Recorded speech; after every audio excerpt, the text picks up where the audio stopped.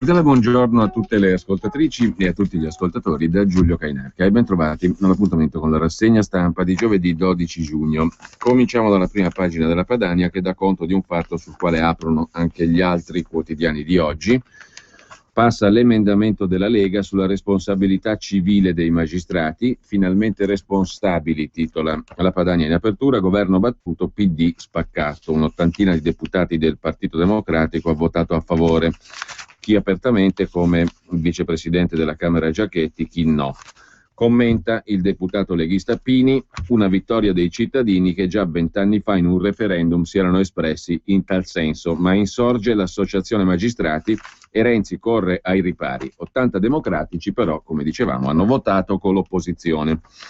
Gli altri titoli, già che siamo alla prima pagina della Padania, il segretario Salvini a Bruxelles con Marine Le Pen al lavoro, siamo vicini, il gruppo degli anti-euro si farà, dice Salvini. E poi Maroni inchioda Renzi sull'Expo, allarme fondato, da marzo aspetto che si diano una mossa. È documentato, ha detto Maroni, cosa il governo doveva fare e non ha fatto. Io ho mandato una lettera il 4 marzo indicando una serie di misure che servono per consentire a noi di completare le opere. Ma il primo piano della Padania è dedicato appunto ai franchi tiratori del PD che impallinano governo e magistrati e al passaggio alla Camera, l'approvazione dell'emendamento del leghista Pini per la responsabilità diretta dei magistrati. L'emendamento passa contro il parere del governo, era già accaduto nella scorsa legislatura. Chi sbaglia paga è il principio anche tra i magistrati. Vittoria del Carroccio, Renzi KO. La norma è passata con almeno 80 voti del PD, quindi prima di sfidare la volontà popolare invito i democratici a sfidarsi internamente, dice Pini. Il film è già visto, ma speriamo che sia la volta giusta, scrive Iva Garibaldi sulla Padania. Ieri a sorpresa la Camera dei Deputati ha approvato a scrutinio segreto l'introduzione nell'ordinamento della responsabilità civile dei magistrati. La proposta, come un anno e mezzo fa, porta la firma di Gianluca Pini, vicepresidente della Lega alla Camera. La cornice è la stessa, all'esame della Camera la legge comunitaria, cioè quel provvedimento che raccoglie le direttive europee che non hanno trovato applicazione in altre leggi, un déjà vu che si ripete ogni anno. Una buona occasione per il Carroccio per mettere in difficoltà governo e maggioranza che sono stati battuti con l'approvazione per soli 7 voti dell'emendamento del leghista Pini che introduce, oltre alla responsabilità indiretta dello Stato per gli errori giudiziari, anche una responsabilità civile diretta, personale, del singolo magistrato di cui si è accertato un comportamento colpevole. A favore dell'emendamento si erano dichiarati sulla carta soltanto Lega, Fratelli d'Italia e Forza Italia. Il Movimento 5 Stelle si è astenuto. In effetti 65 sono state le astensioni, esattamente quante i deputati grillini che hanno partecipato al voto. Almeno una sessantina di voti sono arrivati inattesi da PD e Sinistra Ecologia e Libertà. Tabulati sulle presenze alla mano, tanti sono i voti che servono per raggiungere quota 187, i voti favorevoli registrati, ammettendo anche che ai voti del centro-destra di opposizione si siano sommati quelli di tutti i deputati non di sinistra presenti alla votazione, Nuovo Centrodestra, Scelta Civica e via dicendo. Si tratta di una sconfitta del governo, di una vittoria dei cittadini. Mentre sul tema della giustizia, la Padania dà conto anche della denuncia del SAP, il Sindacato Autonomo di Polizia, sul caso Aldrovandi, Lega a fianco dei poliziotti contro la disinformazione della RAI. Falso il video con gli applausi agli agenti condannati per l'omicidio di Federico Aldrovandi. I direttori dei telegiornali convocati dalla commissione di vigilanza. Ha precisato il sindacato di polizia, il SAP, che gli agenti stavano in realtà applaudendo il vicequestore Spagnuolo che durante un corteo a Bologna si tolse il casco per difendere i suoi uomini. Così la commissione di vigilanza RAI convocherà i direttori dei telegiornali per chiarire la vicenda dei filmati del congresso del Sindacato Autonomo di Polizia, il SAP, a Rimini, che mostrano applausi ai poliziotti condannati per la morte di Federico Aldrovandi.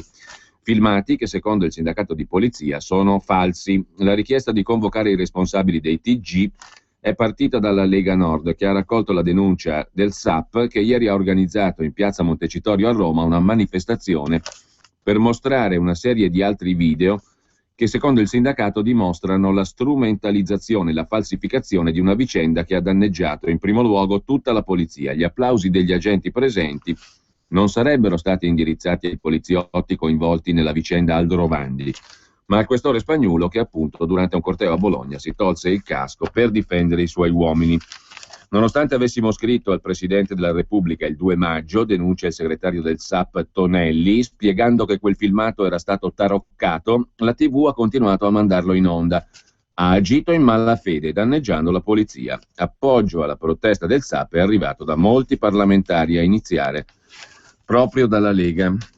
Ma in primo piano c'è anche la questione dell'alleanza in Europa. Salvini parla di lavori in corso, siamo vicini, il gruppo si farà. Il segretario del Carroccio ieri a Bruxelles ha incontrato Marine Le Pen e il leader olandese Wilders. Ci sono almeno 4 partite aperte. Siamo vicini, ha detto Salvini, il gruppo si farà. L'obiettivo è che non sia composto solo dal minimo dei 7 partiti richiesti.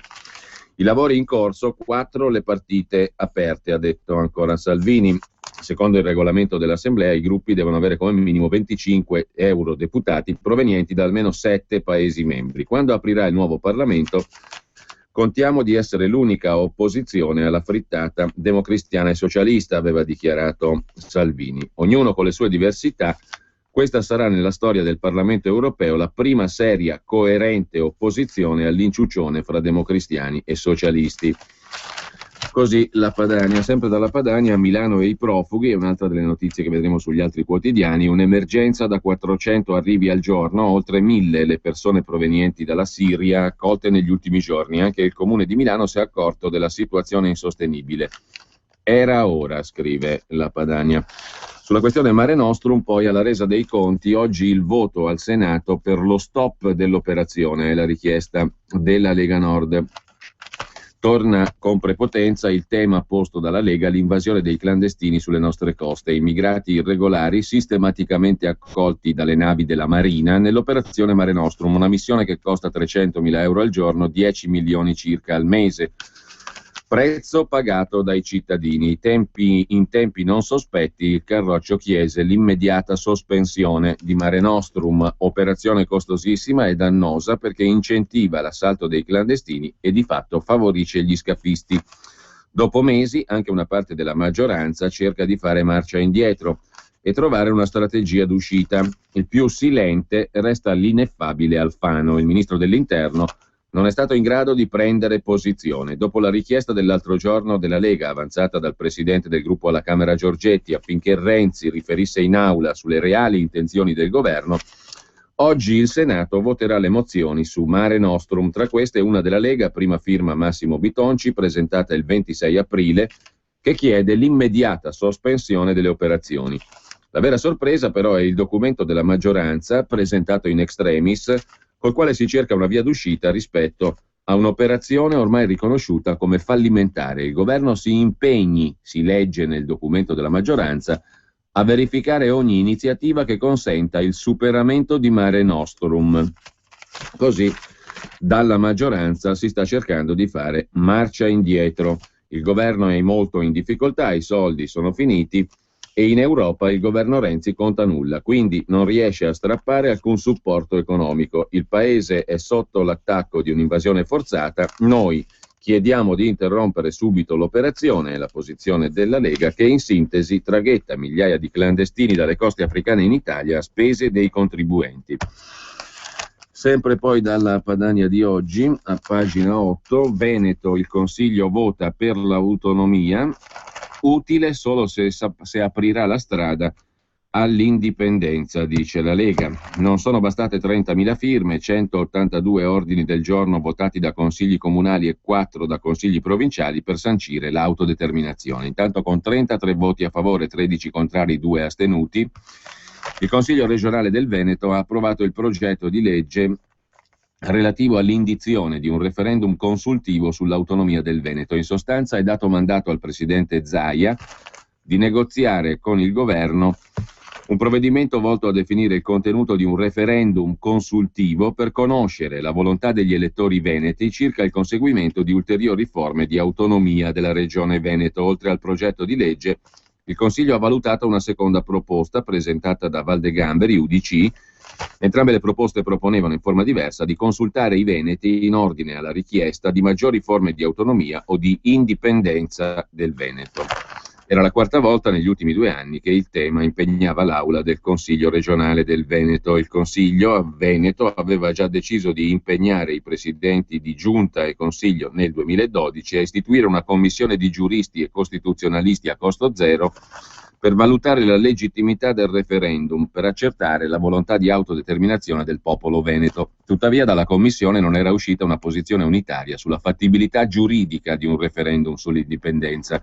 L'iniziativa legislativa dei consiglieri anche del nuovo centrodestra, Costantino Toniolo e Carlo Alberto Tesserin, il referendum sull'indipendenza approvato ieri dal voto del Consiglio, propone di indire un referendum per conoscere la volontà degli elettori su 5 quesiti. Primo, vuoi che alla Regione Veneto siano attribuite ulteriori forme e condizioni di autonomia? Secondo, vuoi che una percentuale non inferiore all'80% dei tributi pagati annualmente dai veneti all'amministrazione centrale venga utilizzata nel territorio regionale?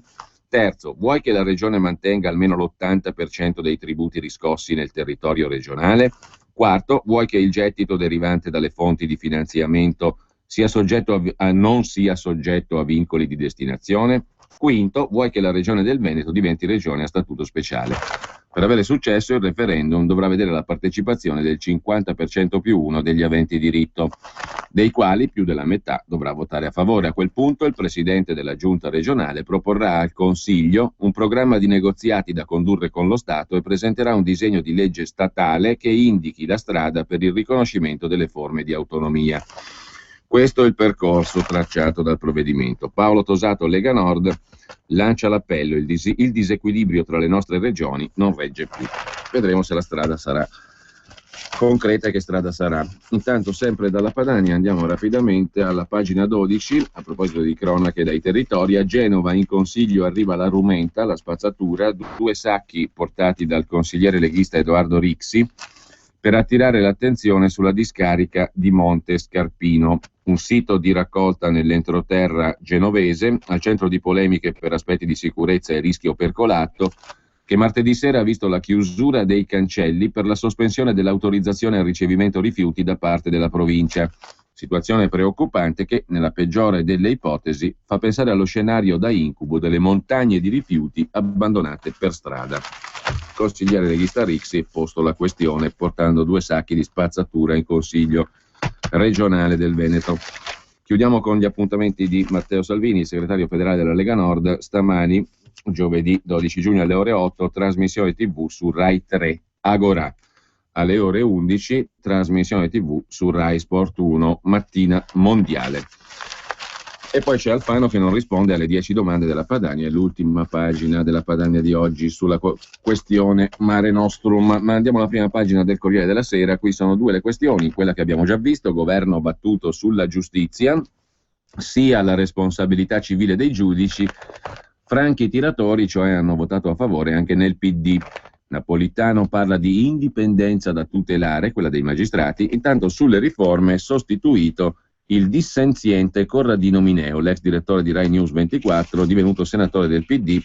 L'hanno fatto fuori dalla commissione perché intralciava il percorso di riforme di Renzi. Il premier in Cina prova a minimizzare, parla di tempesta in un bicchiere, ma il governo è andato sotto sulla giustizia. Per 7 voti è passato l'emendamento della Lega Nord per la responsabilità civile diretta dei magistrati, molti i franchi tiratori del PD. L'altra notizia del giorno viene da Napoli: Guardia di Finanza sotto shock.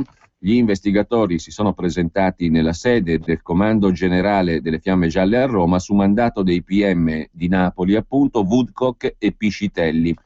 Hanno perquisito gli uffici del numero 2 della Guardia di Finanza, il generale Bardi, indagato per corruzione nell'ambito di un'inchiesta su verifiche fiscali e tributarie pilotate. Indagato anche il predecessore di Bardi, Spaziante, già indagato a Venezia per il Mose. Per la stessa indagine a Livorno è stato addirittura arrestato il comandante provinciale della Guardia di Finanza, Mendella. I venduti e la resa dei conti, il titolo dell'articolo di Fiorenza Sarzanini. I magistrati varcano il portone del Comando Generale della Guardia di Finanza e il pensiero corre a 3 anni fa, quando altra inchiesta su alcuni generali delle Fiamme Gialle convinse l'allora procuratore di Napoli, Lepore, a recarsi a Roma per manifestare stima ai vertici della Guardia di Finanza. Così si comprende che anche questa volta la mazzata è forte, perché l'accusa infamante di corruzione agli ultimi 2 comandanti in seconda, Bardi e Spaziante, potrebbe essere solo il primo passo di un'indagine che porta lontano. 1 milione di euro per verifiche pilotate è l'accusa nell'inchiesta sulla Guardia di Finanza. Indagato il numero 2 Bardi, arrestato il capo di Livorno, accuse a Spaziante già coinvolto per il Mose. Il ministro Padoan si dice addolorato. La paga del colonnello 30.000 al mese e le gite con i calciatori. I soldi in contanti gli sarebbero stati consegnati nelle scatole dei telefonini cellulari. Ma quei 30.000 euro al mese evidentemente non bastavano e allora il colonnello della Guardia di Finanza Fabio Massimo Mendella, arrestato ieri a Livorno, si faceva pagare anche le vacanze in Sardegna, le gite in barca a Capri con i calciatori del Napoli, atteggiamento spregiudicato che i magistrati di Napoli inseriscono in un sistema di corruzione che avrebbe avuto tra i referenti il generale Vito Bardi, comandante in seconda della Guardia di Finanza. Il sospetto è che proprio a lui possa essere finita una parte dei soldi versati dai fratelli Pizzicato, che sono amministratori della Gota SPA, che si occupa di metalli, gestori anche di alcuni locali notturni napoletani. Avrebbero pagato per evitare verifiche fiscali. Ma non è l'unico sospetto. Anche altri alti ufficiali tuttora in servizio, oltre all'ex numero 2 delle Fiamme Gialle Spaziante indagato a Venezia Mose, potrebbero aver partecipato alla spartizione delle mazzette pagate dagli imprenditori. Dubbio alimentato da quanto raccontato al procuratore Piscitelli e al sostituto Woodcock proprio da uno dei fratelli Pizzicato, Giovanni, che sostiene di aver ricevuto anche notizie su indagini in corso, compresa la decisione di mettere sotto controllo 42 utenze telefoniche. È il 14 novembre scorso quando l'imprenditore collabora e dichiara ai magistrati: nel 2005 venni avvicinato da un mio collega, Pietro Luigi De Riu. Mi disse che sarebbe stato bene che per la mia attività incontrassi un suo amico, il maggiore Mendella, arrestato ieri a Livorno, con il quale fu organizzata una cena presso uno dei locali che gestivamo, a Napoli. De Riu ci propose di trovare un accordo economico con Mendella, il finanziere arrestato ieri, in misura proporzionale ai volumi d'affari della società. Mi fu detto che con 15.000 euro al mese potevamo star tranquilli. Cominciai a pagare. Nel tempo i versamenti sono cresciuti fino a 30.000 al mese. Non abbiamo avuto mai alcun controllo, o generale o mirato, della Guardia di Finanza. Complessivamente avrò versato 1 milione di euro e oltre. Questi versamenti tutti quanti a Napoli. In qualche circostanza avevo messo i soldi in una confezione di cellulare, il telefonino, richiedendo alle mie segretarie di consegnarli al dottor De Riu.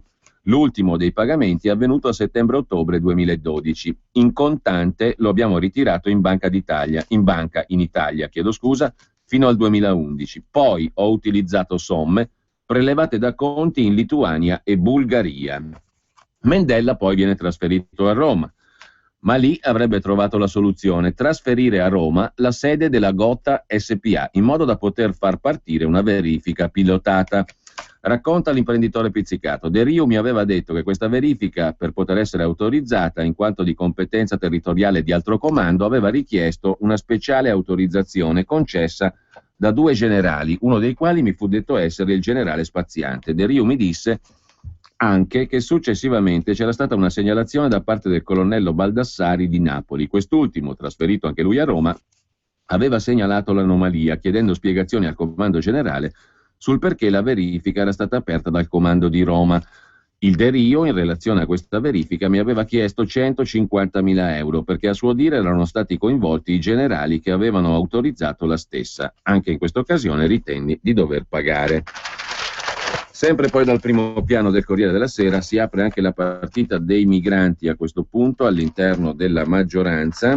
Le partite aperte di Renzi, l'ondata di sbarchi da affrontare. Da Alfano a Casini adesso è tutto un coro: addio a Mare Nostrum. Sempre poi dal primo piano del Corriere, i tassisti contro Uber, protesta mondiale, blocchi e cortei contro Uber, l'applicazione per telefonini che mette in rete le automobili a noleggio con autista in 128 città di 37 paesi, creando un servizio taxi alternativo. L'iniziativa non rispetta le regole, aggira le leggi è illegale. Protestano in tutto il mondo i tassisti. Poi c'è una bella novità per i contribuenti che hanno l'automobile: nel 2015 il bollo auto aumenterà fino al 12%. E la notizia è all'interno della riforma della pubblica amministrazione, come a dire, tutto il resto è fuffa. La sostanza è che ti parlano di riforma della pubblica amministrazione, in sostanza ti aumenta il bollo del 12%, perché tutto il resto è annuncio. Sempre poi dal primo piano del Corriere della Sera, a proposito di fisco, l'intervento di Massimo Fracaro e Nicola Saldutti sulla questione dei familiari a carico, la peggior norma fiscale. Domanda: si può vivere con 236,75 euro al mese? Ovviamente no. Ma se lo chiedete al fisco, la risposta incredibilmente sarà un sì. Vi chiediamo un po' di pazienza, ma provate a moltiplicare 236,75 per i 12 mesi dell'anno. Otterrete uno dei tanti numeri malefici del fisco, 2.840,51 euro. Questo è il limite oltre il quale non si può più essere considerati familiari a carico. Se si sta sotto il limite, si dipende fiscalmente dal coniuge, genitori, figli o qualche altro familiare. Chi supera il limite perde questo status e i suoi benefici. La differenza non è da poco, perché se si è a carico, il familiare ha diritto alle detrazioni di imposta, ma soprattutto potrà scontare alcune spese sostenute dal soggetto senza redditi o titolare di redditi bassi, ad esempio le spese mediche. Mettiamo a confronto due famiglie. In una famiglia la moglie è nulla tenente, ha speso 1.000 euro tra medicine e visite. Il marito avrà diritto alla detrazione per coniuge a carico, variabile in base al reddito, mediamente 690 euro, e potrà anche beneficiare della detrazione del 19% sui costi sanitari pagati per conto della moglie, con un risparmio di 165 euro. Ipotizziamo che la moglie abbia un reddito di 2.900 euro, cioè superiore a quella soglia di 2.840 euro, che rende secondo il fisco, una persona autosufficiente e in grado di vivere con 236,7 euro al mese. Se dunque la moglie supera 2.900 euro, derivante dal possesso di alcuni fabbricati non affittati, come una casa sfitta o data in uso a un figlio e situata nello stesso comune di residenza, e che non gli garantiscono alcuna entrata, in pratica è senza introiti, ma con 2.900 euro supera il famigerato limite, ebbene cosa succede? Che il marito non avrà diritto ad alcun beneficio, né alla detrazione di imposta, né potrà scontare dall'IRPEF le spese sanitarie. Insomma, perderà 855 euro. Eppure la situazione è la stessa. È chiaro che questo limite è fuori del tempo, concludono Fracaro e Saldutti. Basta poco per superarlo senza poter essere considerati in grado di mantenersi da soli. 236 euro al mese per il fisco vuol dire essere in grado di mantenersi da soli. Inoltre il limite è bloccato da 20 anni, questa soglia. Se solo fosse stato aggiornato con l'inflazione, oggi dovrebbe arrivare almeno a 4.000 euro. Non è molto, ma probabilmente molte famiglie si sarebbero salvate negli anni da questa micidiale trappola. Si sono succeduti governi e governi, sono cambiate 1000 norme, ma quella è rimasta invariata e non è finita. Per calcolare i 2.841 euro all'anno si deve tener conto anche della rendita dell'abitazione principale, anche se non dà alcun reddito. Oltre al danno, la beffa, scrivono Massimo Fracaro e Nicola Saldutti. Infine, sempre dalla prima pagina del Corriere della Sera, liti, veti e il Qatar minaccia di andarsene dalla Sardegna. Lo racconta Sergio Rizzo, è la storia del progetto del Qatar sull'ospedale San Raffaele e della Sardegna che può diventare Silicon Valley della ricerca sanitaria. Tutto inizia un paio d'anni fa, quando lo sceicco Al Thani, che nel 2013 avrebbe abdicato in favore del figlio, annuncia investimenti in Costa Smeralda, tra i quali 1.200 milioni per l'ospedale San Raffaele di Olbia, una specie di ecomostro mai completato. Segue un percorso di liti e veti e adesso il Qatar minaccia di andarsene, racconta Sergio Rizzo. I troppi veti sul San Raffaele, lo sceicco pronto a investire altrove. Sul piatto 1,2 miliardi, ma la regione dice no a cardio e neurochirurgia. Il Qatar vorrebbe farne un polo sanitario di eccellenza. Il sospetto che le limitazioni imposte dalla giunta servano a difendere vecchie rendite di posizione. Sono previsti 280 posti letto convenzionati, la struttura darà lavoro a 1 migliaio di persone, serve un accordo entro il 24 giugno, oppure salta tutto. E sempre dal Corriere della Sera, ancora la cronaca. Un caso a Bologna: cambia sesso dopo le nozze, secondo i giudici l'unione non va annullata. La legge tuteli la coppia. La Corte Costituzionale impone la disciplina dell'unione civile. Ha accolto il ricorso di 2 sposi di Bologna dopo che il matrimonio era stato annullato per il cambio di sesso di uno dei due. Questi temi di prima pagina del Corriere. Andiamo brevemente anche all'articolo di fondo, perché ci porta a un altro degli argomenti del giorno: l'Iraq, dove sta vincendo Al-Qaeda e perdendo l'Occidente. Rinasce il califfato islamico. Così Sergio Romano nell'articolo di fondo. Ci sono diverse cause per cui l'Iraq è finito in mano ad Al-Qaeda. Intanto la rivolta contro il regime siriano di Bashar al-Assad, che ha richiamato in Siria una legione islamista molto più agguerrita delle cellule di Al-Qaeda che operavano lì 10 anni fa. Un nucleo importante si è addestrato in Afghanistan, dove la guerra americana non è riuscita a impedire il ritorno dei talebani. Altri provengono dal Pakistan, ambiguo alleato degli Stati Uniti, e dalla Libia, a un tiro di schioppo dalle nostre coste, dove americani, sollecitati da Francia e Gran Bretagna, hanno abbattuto Gheddafi per lasciarsi alle spalle un paese distrutto e ingovernabile, una guerra civile fra milizie islamiste e tribali. Spetterà a Barack Obama, osserva Sergio Romano, impedire la rinascita del califfato islamico in Iraq. Obama può contare sulla collaborazione della Turchia e ha 2 carte difficilmente confessabili e scomode. È costretto a sperare che la guerra siriana venga vinta dal presidente Assad e deve concordare un'azione comune con l'Iran, lo stato sciita, che ha considerevole influenza sul regime di Baghdad e forte interesse a impedire la vittoria dell'estremismo sunnita. Ma Barack Obama dovrà battersi contro quella fazione della società politica americana che ha ispirato la politica di Bush e lo detesta. I neoconservatori dicevano di voler cambiare il Medio Oriente, un obiettivo purtroppo perfettamente raggiunto, cioè è nato il califfato di Al-Qaeda. Adesso lasciamo la prima pagina del Corriere della Sera, andiamo molto rapidamente alle pagine interne. Nelle pagine interne del Corriere, tra le questioni di primo piano, le tangenti a Venezia con nuovi verbali nell'infinita massa di atti di indagine, tasse e spese della casa di Mazzacurati, il numero 1 del Consorzio Venezia Nuova, pagate con i soldi del Mose, rinfreschi, casa in Piazza di Spagna e via dicendo, e poi la questione dell'ospedale di Padova. L'ingegnere progettava il futuro. Negli anni gli interessi del Consorzio Venezia Nuova sono andati oltre la salvaguardia di Venezia. Si punta all'ospedale di Padova nel 2010 perché quel nosocomio sarebbe stato il Mose del futuro, la gallina d'oro dei prossimi 20 anni, come dicono gli inquisiti. Per gli inquirenti invece l'ipotesi è concreta. Nonostante l'età avanzata, Mazzacurati ha 82 anni oggi, Mazzacurati continua a cercare nuove fonti di guadagno e adocchia l'ospedale di Padova, 1,7 miliardi di volume d'affari. Il sindaco di Venezia Orsoni attende la decisione della procura sulla richiesta di revoca degli arresti domiciliari. Intanto dalle carte dell'inchiesta emerge un retroscena: una parte dei finanziamenti per la sua campagna elettorale 2010 versati da un'azienda consorziata, la Sitmar, si sarebbe poi tradotta in un aumento del prezzo per la vigilanza di 5 barche del consorzio da parte della Sitmar.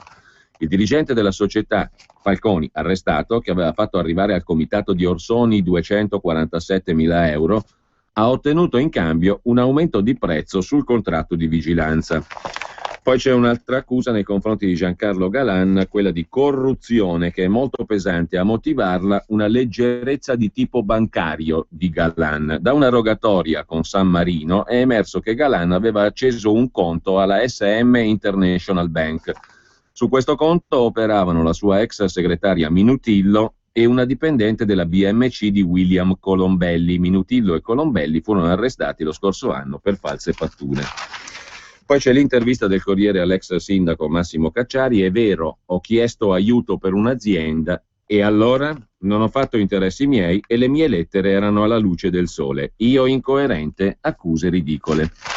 C'è poi anche l'attuale patriarca, cioè il cardinale di Venezia, che chiede un esame di coscienza della Chiesa, perché il suo predecessore Scola era a libro paga del Consorzio Venezia Nuova, era ampiamente finanziata la sua fondazione Marcianum, creata proprio da Scola, che adesso è l'arcivescovo di Milano.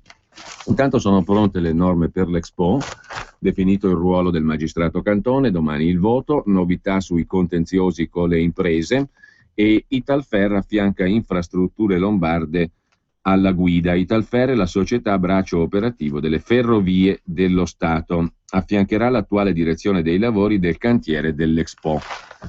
Mentre, sempre dal Corriere della Sera, in primo piano, il governo fermato sulla giustizia dai franchi tiratori del PD, ma il Premier promette: cambieremo al Senato la questione della responsabilità civile dei magistrati, sulla quale si esprime il deputato renziano Roberto Giachetti, vicepresidente della Camera, che ieri si è dichiarato pubblicamente e ha votato a favore dell'emendamento leghista sulla responsabilità civile dei magistrati. Non è contro il governo il mio voto, dice Giachetti al Corriere della Sera. Su questo tema mi batto da 30 anni. Ero con i radicali per il referendum dell'84. L'anno scorso ho sottoscritto la richiesta di nuovo referendum e sottopongo costantemente la questione al gruppo del PD. Giachetti è un renziano doc. A volte la penso diversamente da lui. Sull'amnistia lui è contrario, io a favore. Sono renziano doc, dice Giachetti, ma con una mia autonomia. Siamo entrambi convinti che il Paese ha bisogno di riforme. Un giudice accusato di dolo o colpa grave verrebbe giudicato comunque da altri magistrati e ho totale fiducia nella categoria. Quanto al fatto che esiste già una sede dove i magistrati sono giudicati, il CSM, chiediamo al CSM quanti sono i magistrati che in ragione di tutte le cause sono stati intaccati. È evidente che qualcosa non funziona. Sempre poi sulla storia dell'indipendenza dei magistrati viene tirata fuori ogni volta che si tenta di cambiare qualcosa per la magistratura, dice ancora Giachetti. Intanto sulle riforme istituzionali, linea dura del PD, sostituito il dissenziente Mineo. In commissione va Zanda, il capogruppo al Senato. L'escluso Mineo, il giornalista di Rai News 24 divenuto senatore PD, protesta autogol per esecutivo e partito. Il relatore Calderoli dice intanto che il 90% del lavoro è fatto. Roberto Calderoli è relatore del provvedimento di riforme costituzionali. Il governo va alla stretta finale. Il PD sostituisce in commissione il dissenziente Mineo col capogruppo Zanda. I segnali che arrivano dal Senato sono quelli di un tentativo di intesa che si allarghi anche a Lega e Forza Italia. Il lavoro sulle riforme 9 decimi è fatto, ha detto sorridendo Roberto Calderoli, relatore del disegno di legge. Anna Finocchiaro pure d'accordo con lui. Per scaramanzia non dico, ha detto la Finocchiaro, presidente della Commissione Affari Costituzionali, che siamo alla vigilia dell'accordo. E ancora dal Corriere della Sera il viaggio di Renzi in Oriente, onori e complimenti, Renzi alla prova cinese, Xi Jinping apprezza le riforme, la replica da voi grandi capacità di programmare e realizzare, ha detto Renzi. La spinta a investire fuori d'Italia per salvare posti in Italia è la argomentazione di Renzi, che accusa il passato. La politica italiana è stata il peggior direttore commerciale. E poi Renzi avverte all'assemblea, vedrete cosa faremo sabato prossimo all'assemblea del PD, spiegheremo cosa significa avere tanto consenso, il 40% alle europee, faremo una riflessione anche sulle riforme, sulle conseguenze del voto delle europee. Finora le analisi dei media sono state imbarazzanti, dice Renzi. Si deve scegliere anche il presidente del PD, in primo piano Orfini, la De Micheli, ma anche chi ipotizza Chiamparino, Zingaretti o Prodi per la presidenza PD. Nel frattempo c'è da registrare anche la missione di Padoan negli Stati Uniti, c'è più fiducia sull'Italia, gli investitori chiedono però certezze sulle regole, scrive il Corriere della Sera, riassumendo la missione del ministro dell'economia italiano negli Stati Uniti con gli uomini della finanza di Wall Street, dei fondi di investimento tipo BlackRock. E ancora dal Corriere della Sera, tornando alle cose italiane, lo sfogo del sindaco 5 Stelle di Parma Pizzarotti verso il movimento "Voi siete la bile, io il sorriso". Scontro finale con Beppe Grillo, il sindaco è nel mirino sul blog di Beppe Grillo, rottura vicina. Pizzarotti è sospettato di trattare coi dissidenti e con altri amministratori locali. E ancora dal Corriere, andando alla pagina degli esteri, c'è una voce in Francia, quella di Jean-Luc Godard, celebre regista della cosiddetta Nouvelle Vague cinematografica francese, considerato da sempre di sinistra, che appoggia invece Marine Le Pen. Speravo che alle elezioni il Front National arrivasse in testa. Trovo che Hollande dovrebbe nominare Marine Le Pen primo ministro, ha detto a Le Monde l'83enne regista della Nouvelle Vague, per smuovere un po' le cose. Si faccia almeno finta di smuoverle, fare finta è sempre meglio che non fare nulla, ha detto Godard, provocando sconcerto nella sinistra intellettuale francese, anche se Godard si era già distinto per le sue prese di posizione eterodosse, scrive il Corriere. Torniamo di nuovo all'Italia con, ve lo ricordate, chi non poteva non sapere, il giudice Antonio Esposito sarà giudicato, lo ha deciso la Procura Generale della Cassazione. Esposito, presidente del Collegio di Cassazione che ha condannato Berlusconi, ha violato i doveri di riserbo e correttezza, con l'intervista famosa al Mattino di Napoli, chi non poteva non sapere. Ha violato i doveri di riserbo e correttezza e quindi il prossimo 20 giugno la vicenda verrà affrontata dalla sezione penale del Consiglio Superiore della Magistratura. Per quanto concerne invece le indagini da Reggio Calabria sul caso Scajola-Matacena, affari in comune con Scajola per la moglie di Matacena, Chiara Rizzo. La disamina dei documenti ha consentito di confermare i rapporti d'affari tra i coniugi Matacena Rizzo e Claudio Scajola, scrivono gli investigatori dell'antimafia nel rapporto inviato alla Procura di Reggio Calabria sui documenti sequestrati all'indomani dell'arresto di Scajola e della moglie dell'ex deputato di Forza Italia Matacena, tuttora latitante a Dubai, condannato a 5 anni di carcere per collusione con l''ndrangheta. Dunque Scajola e il compagno di partito Matacena avevano affari in comune gestiti anche attraverso la moglie di Matacena, Chiara Rizzo, consorte in via di separazione da Matacena davanti al Tribunale di Montecarlo.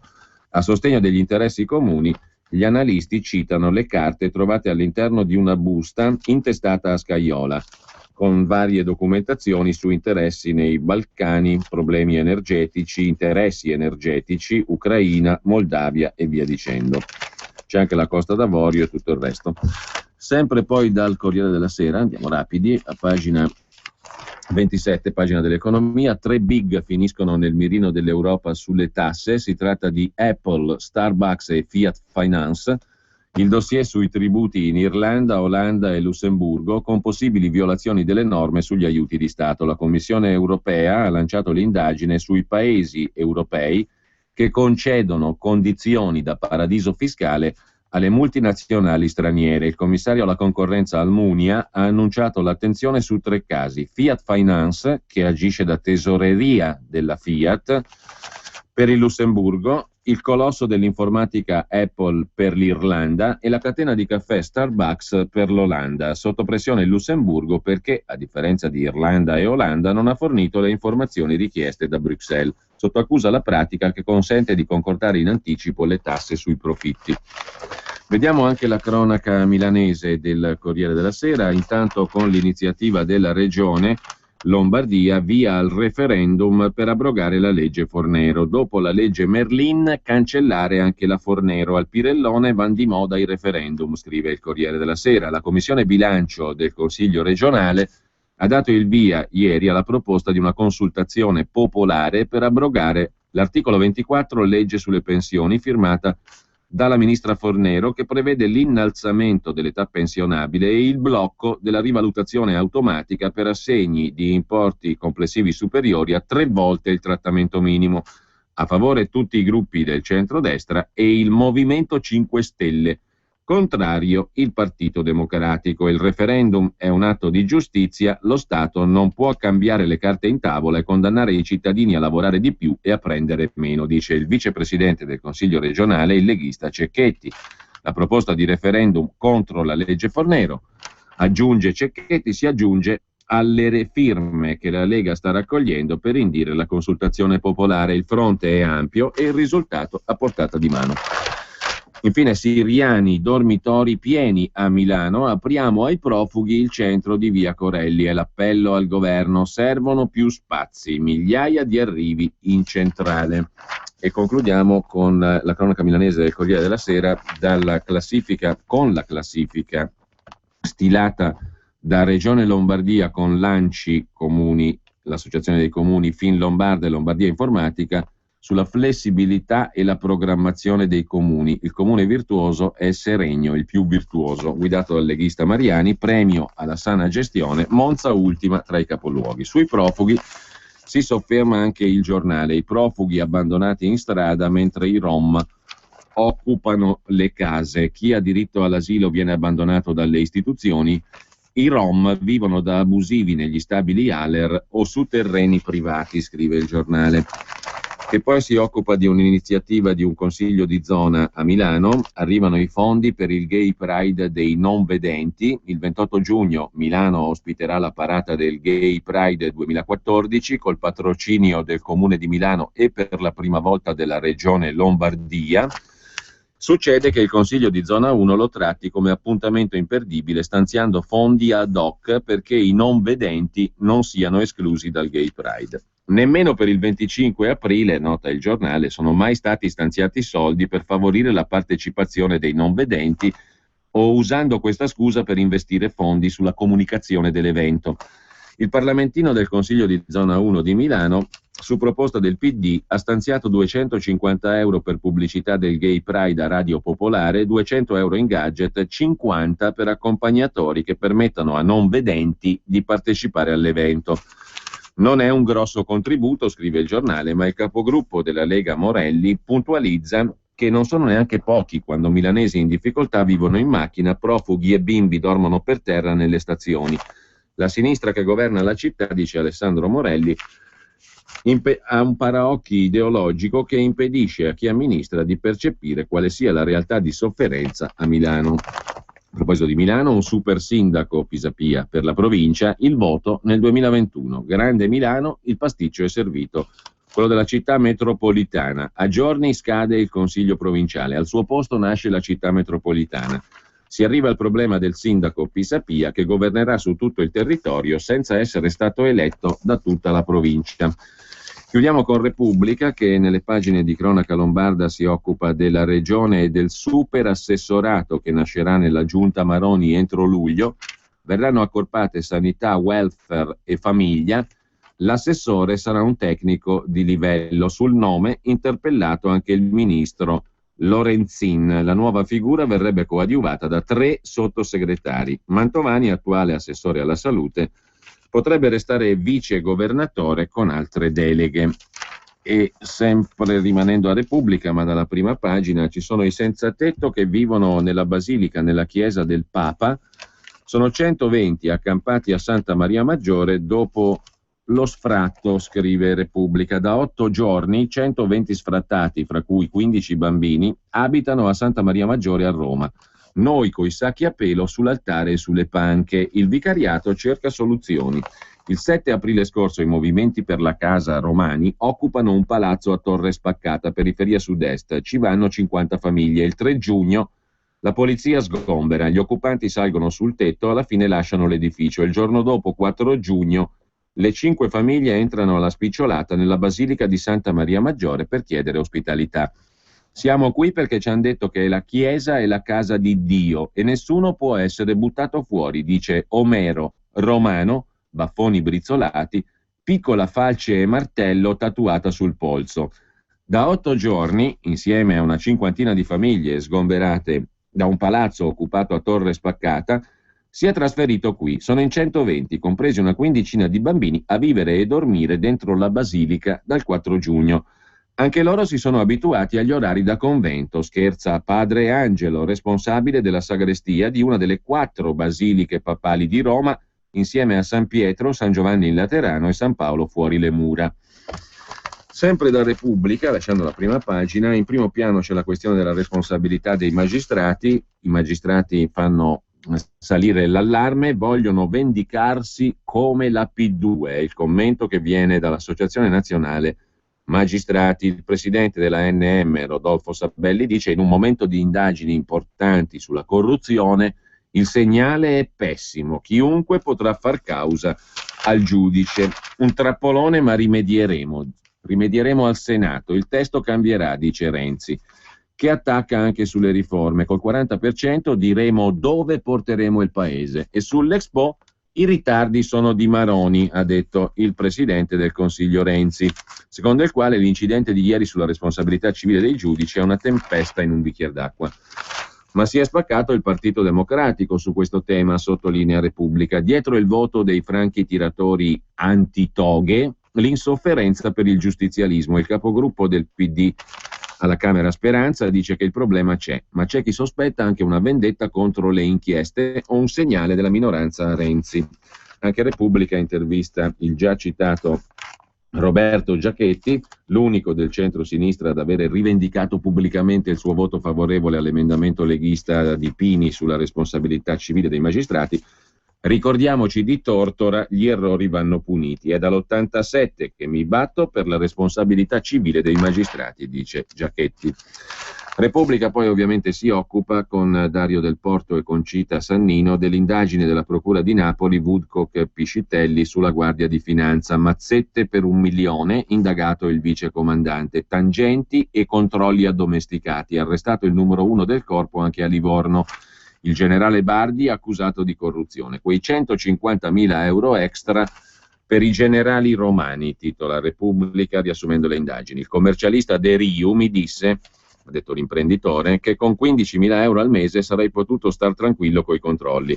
Arrestato il colonnello Mendella, comandante provinciale Guardia di Finanza di Livorno, per concorso in concussione. Mendella nel 2006 sulla barca del leader degli industriali campani con il campione Ciro Ferrara, la festa con Cannavaro, il campione di calcio, e Ciro Ferrara. E l'alto ufficiale Bardi spiegava in TV come lavora il finanziere modello. Sempre poi da Repubblica, in primo piano, l'articolo di Carlo Bonini sulla Guardia di Finanza, i servizi segreti e la cordata dei Pollari Boys. Nicolò Pollari, generale della Guardia di Finanza, capo di Stato Maggiore e direttore del servizio segreto Il Sismi dal 2001 al 2006. Spaziante, Bardi, Speciale, Forchetti, Adinolfi, Manzone e altri, ecco come opera da anni il sistema deviato degli alti ufficiali. L'intreccio di relazioni che ha trasformato le guardie in ladri ha origine alla fine degli anni 90 con un patto di fedeltà e di potere. Su ognuno di loro si posa la mano benedicente di Tremonti e il nulla osta della sua cinghia di trasmissione col comando generale della Guardia di Finanza. Marco Milanese, scrive Carlo Bonini su Repubblica. Sempre da Repubblica, il Mose e le accuse dell'ex sindaco di Venezia, ormai ex Orsoni. Così il Partito Democratico Veneto mi spinse ad accettare quei soldi, cioè il sindaco di Venezia adesso accusa il PD, il partito per cui è stato eletto. L'interrogatorio del sindaco, che ha raccontato, fui pressato dagli esponenti del PD Marchese, Mognato e Zoggia, che mi forzarono ad accettare quei soldi. Galan intanto prepara la difesa e chiede di essere sentito alla Camera. Mazzacurati, recita l'informativa della Guardia di Finanza, aveva comprato per sé, ma a spese del contribuente, anche un attico in Piazza di Spagna a Roma. C'era una busta con 500.000 euro, ha raccontato invece l'ex segretaria di Galan Minutillo. Chi erano i destinatari? Spesso mi fu fatto il nome di Gianni Letta. L'intervista ad Arcangelo Boldrin, accusato di aver ricevuto il finanziamento invece per Enrico Letta, il nipote di Gianni. Letta è un amico, ma non gli diedi denaro, dice il commercialista Boldrin. L'incarico da 150.000 euro non era fittizio. Al consorzio ho anche consegnato una relazione di 60 pagine. La voce di Boldrin Arcangelo, avviato studio di commercialista a Mestre e già presidente della finanziaria regionale Veneto Sviluppo, vicepresidente della Banca Popolare di Venezia, sostenitore del Partito Democratico locale, amico e sostenitore di Enrico Letta, la voce di Boldrin è stanca. Sono costernato, dice a Repubblica, 30 anni di carriera e passerò come il finanziatore illecito di Enrico Letta. L'ex vice direttore generale del consorzio Venezia Nuova, Pravatà, dice che proprio Boldrin ha procurato 150.000 euro per una campagna elettorale di Letta nel 2007. Totalmente inesistente, risponde Boldrin. Non mi sono mai occupato di campagne elettorali di Enrico Letta, non ho mai dato finanziamenti diretti o indiretti, mai anche per altri candidati. Sono commercialista, offro consulenze da commercialista. Pravatà, il vice direttore del Consorzio Venezia Nuova, che ha parlato di questo episodio, ha detto ai magistrati che per mascherare quel contributo in nero era stato predisposto un incarico fittizio sull'Arsenale di Venezia. Il mio studio, siamo in 5, risponde Boldrin, ha lavorato molto sull'Arsenale di Venezia, 2 anni almeno. Abbiamo prodotto 60 pagine per la compatibilità economica di una trasformazione urbanistica dell'area. Lo studio è costato 150.000 euro, come siete stati pagati? È tutto in chiaro, tutto pubblico, risponde Boldrin. Documentabile, non facciamo false fatture, non facciamo consulenze fittizie. Enrico Letta è un amico carissimo, sostengo le sue posizioni politiche. Pravatà, l'accusatore, l'ho visto e gli ho parlato 2 volte, poi ho tenuto i rapporti col consorzio attraverso altri dirigenti. Ho lavorato per il Consorzio Venezia Nuova 3 anni, meno male che è finito tutto. Perché Pravatà che dovrebbe tirare in ballo Enrico Letta? Tra l'altro dopo aver citato politici di destra e sinistra. Non ne ho idea, risponde Boldrin. È stato ascoltato dai magistrati? No. E da Venezia all'Expo puntualizza ancora Repubblica l'alleanza di ferro con le cooperative rosse, una sinistra coincidenza lega Milano a Venezia e annoda l'Expo al Mose.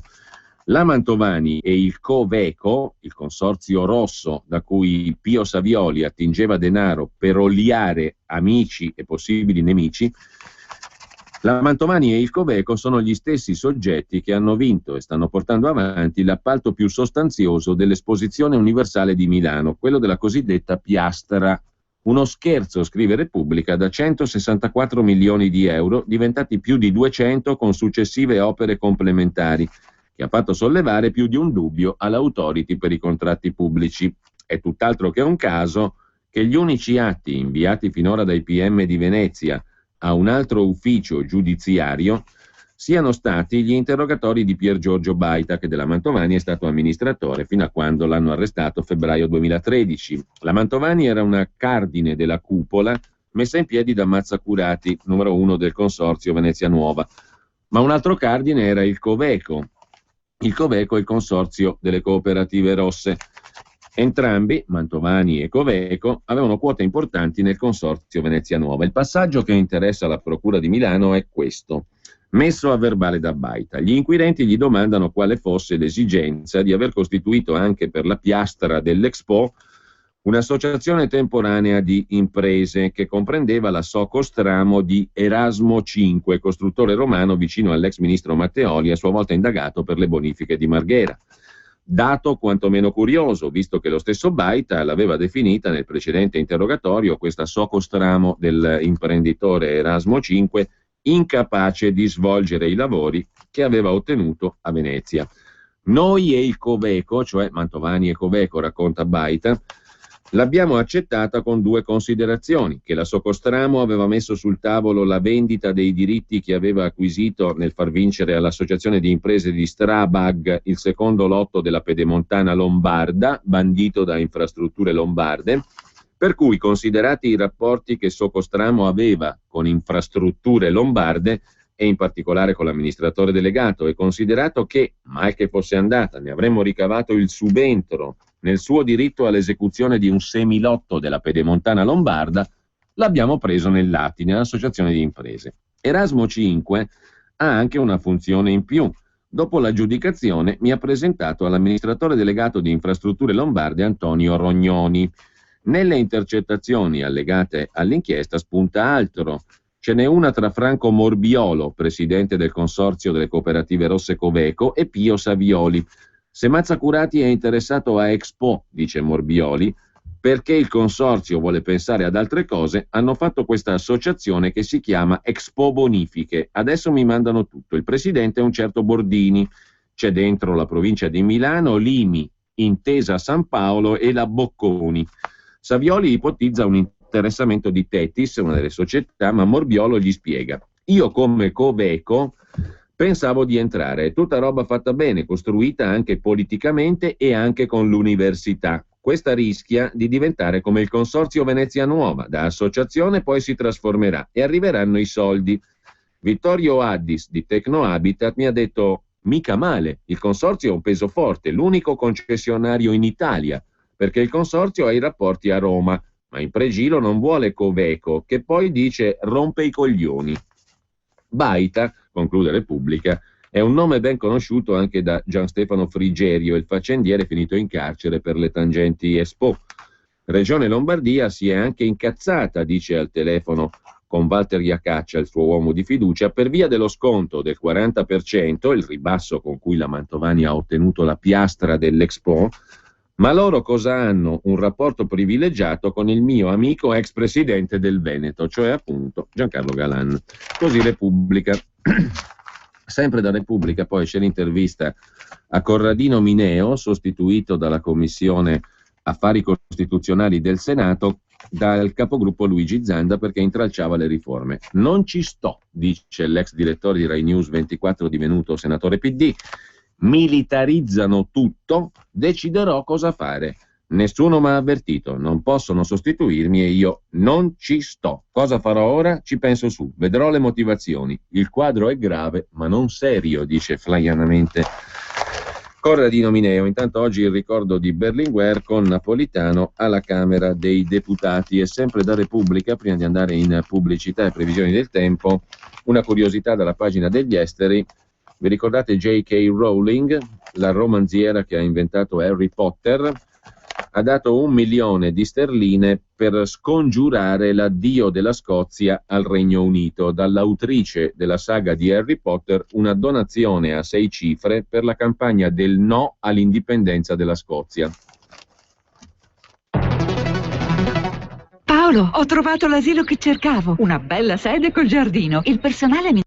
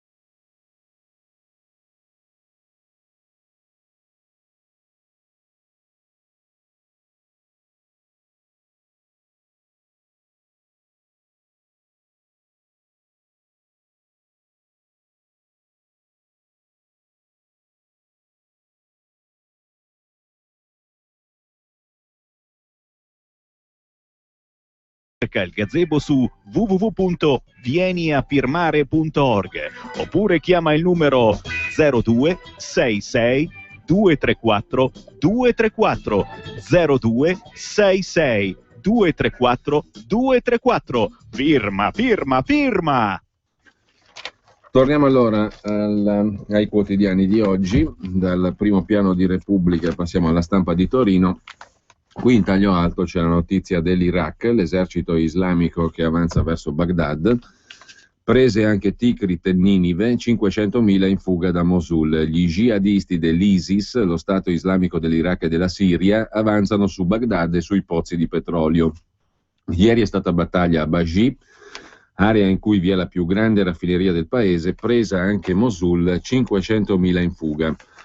Ci porteranno la loro guerra, è il titolo del commento di Domenico Quirico. Per la conquista di Mosul in Iraq c'erano stati dei segni in primavera e ancor più in questo inizio d'estate. Il subbuglio non era mai stato così universale nel continente islamico, ma di queste cose ci si accorge sempre dopo, scrive Quirico. In Siria le forze islamiste avevano ormai cancellato nel Kurdistan, che va dai confini della Turchia all'Eufrate, i soldati siriani di Bashar e soprattutto la vecchia armata libera della rivoluzione laica siriana, e continuavano a vomitare brigate di combattenti stranieri. In Iraq, dall'altra parte di una frontiera che non esiste più, l'esercito che gli americani hanno lasciato a puntellare Saddam era in rotta davanti a un feroce emiro del Levante.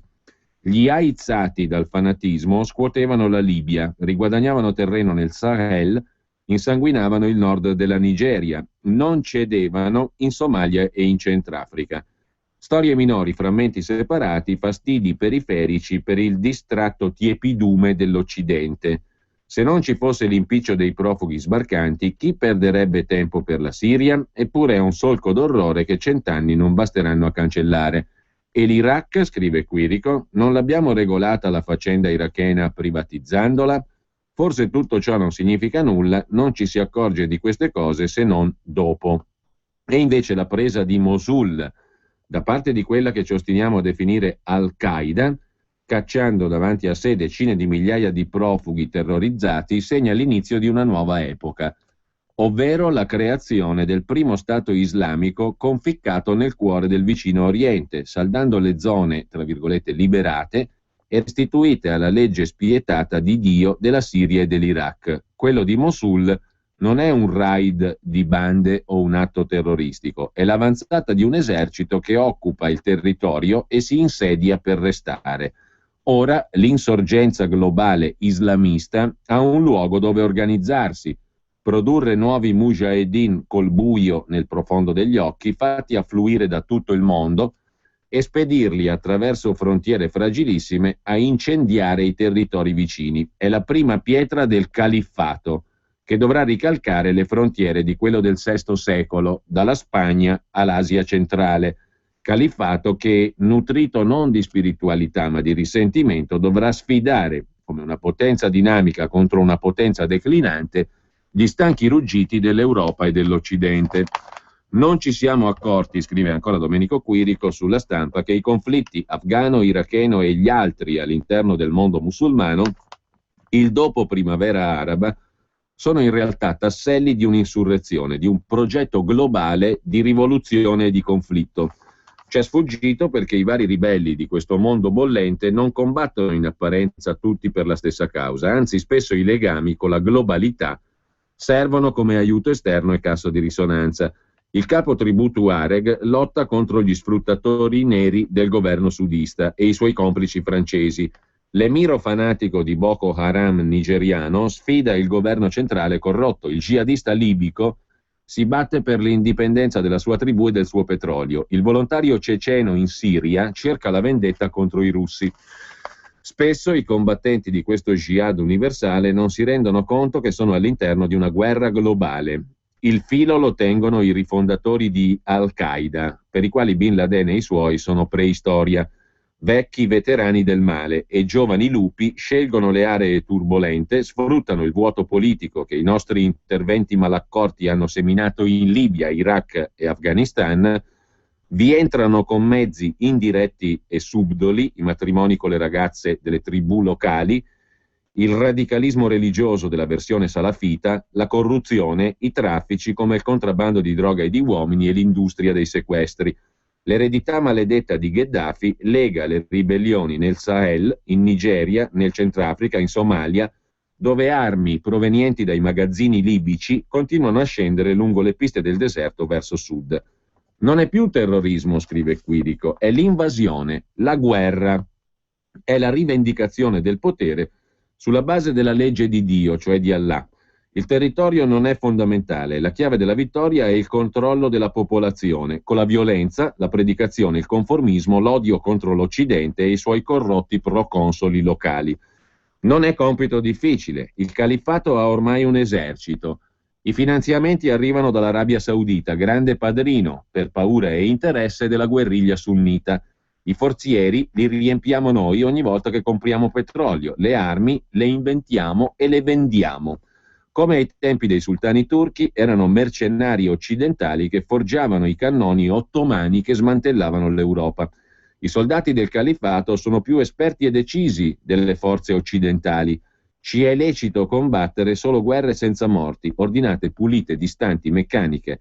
Il miglior combattente occidentale è più un tecnico di computer che un guerriero, gira protetto come un bruco. I soldati del jihad globale, ragazzi per cui l'età tramonta di colpo come il sole, prima sono adolescenti, un attimo dopo già vecchi, cercano la morte, non la temono. Per loro la storia è lo svolgimento di una trama di eternità. Ecco il nostro errore, conclude sulla Stampa Domenico Quirico. Rassegnati a una religione tiepida, adagiata nell'abitudine, deposito di una cultura morta, ci siamo dimenticati di Dio, non abbiamo creduto che qualcuno potesse battersi per Dio, gente cresciuta baciando il libro, cioè il Corano, e il pane. Gettano l'infinito nella gramola del finito, seguono le bandiere di un Dio guerriero, aggressivo, che fulmina i nemici invece di perdonarli. Il meglio di loro collabora ai loro delitti, il male è davvero un mistero. L'idea del sacro è semplicemente una delle nozioni più conservatrici perché tenta di trasformare altre idee in crimini. Noi pensiamo di scegliere le nostre guerre, altri ci imporranno le loro. Così Quirico in prima pagina sulla Stampa. Altro argomento a centro pagina: nella riforma della pubblica amministrazione il rincaro del bollo auto, 12% in più. E poi ancora dal primo piano della Stampa la battuta della Iena, pagina 3, sui conti. Il Papa ha detto che i corrotti dovranno rendere conto a Dio. Ok, commenta la Iena, ma quanto vuole? Sempre poi dalla Stampa l'intervista alla figlia di Enzo Tortora, Gaia Tortora, sulla questione della responsabilità civile dei magistrati. Chiunque sbagli deve pagare, quindi anche i giudici. L'emendamento leghista passato ieri alla Camera sulla responsabilità dei magistrati rende giustizia a suo padre Enzo? Domanda Francesca Paci. Evito il gioco del perché ora o se i 5 Stelle volessero sfidare il PD. Vado al punto. Per la mia storia chi sbaglia paga, dice Gaia Tortora. In ogni lavoro, giudici compresi. Nel caso della mia famiglia, chi ha sbagliato è stato promosso. Non significa che sarà sempre così, però si deve intervenire. Se poi vogliamo dire che in questo momento ci sono inchieste delicate in corso, lo capisco, ma mi lascia perplessa la polemica nel PD. Il partito si è spaccato. Speranza, il capogruppo, come altri, ha detto che questo provvedimento non è giusto. Ma se è vero, perché ogni volta si arriva a questo punto? Il PD dice che è stato un errore. Vediamo cosa tira fuori. Personalmente non ho capito che linea abbia. Giachetti, per esempio, non rinnega la sua storia, altri sì. Domani c'è Consiglio dei Ministri sulla corruzione. È casuale anche questo? Come bilanciare l'indipendenza della magistratura e il diritto dei cittadini al risarcimento dei danni per una sentenza con dolo o palesemente errata? Questo paese, dice Gaia Tortora, figlia di Enzo Tortora, non è cresciuto e la colpa è della politica che lascia dei vuoti riempiti al momento dagli interessi in campo. Finora Renzi ha mostrato idee chiare e coraggio. Vedremo se andrà fino in fondo facendo una riforma della giustizia completa. Renzi dice che chi sbaglia paga, politici, imprenditori, tutti. E tutti vuol dire tutti. L'emendamento è l'apice dell'era berlusconiana. Il suo epilogo non c'entra nulla, risponde Gaia Tortora. È un nuovo tassello di un gioco tattico, ma le persone devono esigere rispetto. Il tema giustizia È trasversale. Criticando il provvedimento, l'Associazione Nazionale Magistrati ha detto che in un momento delicato è indebolimento della democrazia introdurre la responsabilità civile dei magistrati. Forse, conclude Gaia Tortora, bisogna ricordare ai magistrati che c'è stato un referendum su cui i cittadini, sempre citati strumentalmente, hanno visto ignorata la propria volontà. Referendum per introdurre appunto ciò che ha approvato la Camera ieri, la responsabilità civile dei magistrati. Mentre la stampa si occupa ovviamente anche delle fiamme gialle, l'inchiesta di Napoli, corruzione, indagato il numero 2 della finanza, in manette il comandante di Livorno, tangenti per evitare verifiche, con i verbali raccontati da Guido Ruotolo, l'imprenditore che dice mi hanno cercato loro, ho dovuto pagare con soldi e vacanze. E sempre dalla stampa di Torino, in primo piano anche l'altra inchiesta, quella dell'Expo insieme al Mose, Paris, ex manager dell'Expo di Milano, al centro del filone che congiunge Expo e Mose. Sospetti sull'ex manager, da ieri ai domiciliari, per un appalto anomalo che fu vinto dalla Mantovani. C'è da salvare la piastra di Expo, dice Pierpaolo Perez, direttore di Infrastrutture Lombarde, il giorno dopo che la gara, con un ribasso anomalo di quasi il 42%, viene vinta dal raggruppamento Mantovani nel luglio 2012, l'appalto per la piastra, la struttura base dell'Expo a Milano. Dunque siamo alle solite, i ritardi non permettono verifiche, il presidente Formigoni furioso perché non ha vinto chi doveva vincere, e di questa Mantovani che nessuno sembra conoscere, l'unico contento è Angelo Paris, il numero 2 di Expo, che ieri ha ottenuto gli arresti domiciliari perché è considerato dal GIP in via di rivisitazione. Però al nuovo filone di indagine che collega le vicende Mose a quelle Expo non basta. Intanto i PM vogliono capire come mai, visto che Mantovani era considerata outsider, risultano nei tabulati 271 contatti tra Angelo Paris, che nel luglio 2012 è presidente della commissione che aggiudica gli appalti, e il presidente della Mantovani, Baita. E capire come mai il capo della cupoletta, Frigerio, quando gli viene detto che la Mantovani è del consorzio veneto del Mose, collega subito la società a Galan, finito nei guai per lo stipendio da 1 milione di euro all'anno dal consorzio veneziano. Infine c'è da capire un verbale di Baita, amministratore Mantovani, che nel maggio 2013 alla domanda del PM per la piastra Expo avete pagato qualcosa risponde no, le assicuro. Eppure insistono i PM veneziani, a noi risulta una mediazione strana pagata per un contratto assicurativo all'estero da 2 milioni di euro. Baita spiega: lo so che la nostra vincita all'Expo ha scosso l'ambiente milanese, perché noi abbiamo vinto ma c'era un altro che doveva vincere, che è quello che è arrivato secondo con 20 punti di ribasso in meno, cioè Pizzarotti e Impregilo. Cioè noi lì abbiamo vinto perché eravamo fuori dal mazzo, dice Baita, che però sorvola sulla visita fatta da suoi emissari 5 giorni prima della gara d'appalto al direttore di Infrastrutture Lombarde Rognoni. Baita prosegue: il governatore Formigoni ci odiava e il giorno dopo che abbiamo vinto Infrastrutture Lombarde ci ha detto che se volevamo il lavoro dovevamo raddoppiare la fideiussione. L'unica assicurazione che ce lo faceva era questa di Gibilterra, ma l'assicurazione è fallita e abbiamo dovuto ridare fideiussione con la Reale Mutua. Ci abbiamo rimesso 1,5 milioni fideiussione e il committente Expo ce l'ha quindi rifiutata. Quindi Baita verrà richiamato a Milano. Poi c'è la cricca col business delle bonifiche, esportiamo a Milano il modello Venezia. Questo era il concetto che è stato anche messo in luce prima da Repubblica, cioè attraverso la bonifica esportiamo a Milano il modello Venezia. Intanto, sempre dalla stampa di Torino, in Senato la Lega tratta con il PD, è il titolo a pagina 15, sulle riforme istituzionali. Forza Italia rischia l'isolamento, il Carroccio potrebbe fornire i numeri per garantire la maggioranza. Se continua a trattare Berlusconi rischia la rivolta al Senato, se rompe diventa ininfluente.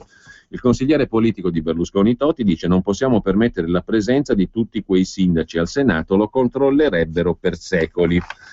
E sempre dalla stampa di Torino, per la pagina degli esteri, il Tea Party risorge in Virginia, la destra americana negli Stati Uniti, con un no secco agli immigrati. L'outsider, il docente di economia Randolph-Macon College, Dave Brett, Alran, il docente di economia del Randolph-Macon College, Dave Brett del Tea Party, batte il numero 2 dei repubblicani Cantor e il Partito Repubblicano vira di nuovo verso il Tea Party, questa volta sul tema dell'immigrazione. Lasciamo però la stampa di Torino con un'ultima segnalazione dalle pagine economiche, la vicenda Etihad all'Italia, gli arabi con 1.250 milioni di euro, gli esuberi saranno investimenti da qui al 2018 promessi, gli esuberi saranno 2.251, di cui 787 in cassa integrazione. All'Italia sembra aver trovato il socio che investe per crescere. Ieri il ministro Lupi ha comunicato ai sindacati che Etihad, Emirati Arabi, ha manifestato l'intenzione di investire in Alitalia 1.250 milioni entro il 2018. Questi soldi ricapitalizzeranno Alitalia e serviranno a comprare nuovi aerei e rilanciare la compagnia di bandiera su rotte a lungo raggio, le più remunerative. Lupi ha dato numeri ai sindacati, ha spiegato che Etihad metterà oltre 560 milioni nel capitale sociale, questo si sapeva, più farà investimenti per 690 milioni nei 4 anni del piano. Lupi ha dato via libera, c'è tempo fino a luglio, dice Lupi, per una soluzione sui tagli. Poi c'è la questione invece, e andiamo al secolo XIX di Genova, di un'altra indagine. Ce ne sono poche in questo periodo, sulla sanità pubblica e gare sospette in Liguria.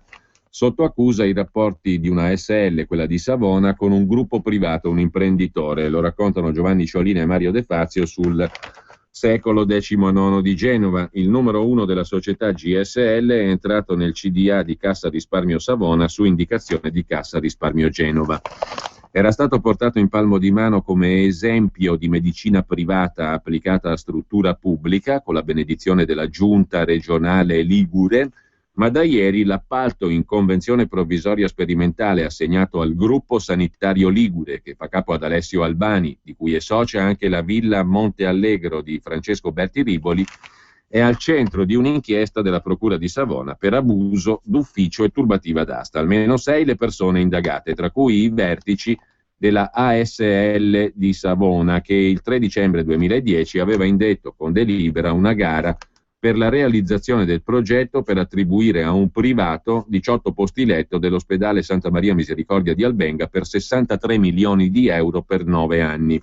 Si tratta del direttore generale ASL Nei Rotti, dell'amministrativa Graziella Baldinotti e del direttore sanitario Agosti, oltre a una quarta figura, un medico, rimasto top secret. Gli avvisi di garanzia recapitati anche al fisioterapista Albani, deus ex machina del progetto, figura di spicco nel mondo della sanità privata savonese e ligure, genero dell'imprenditore savonese delle Piane.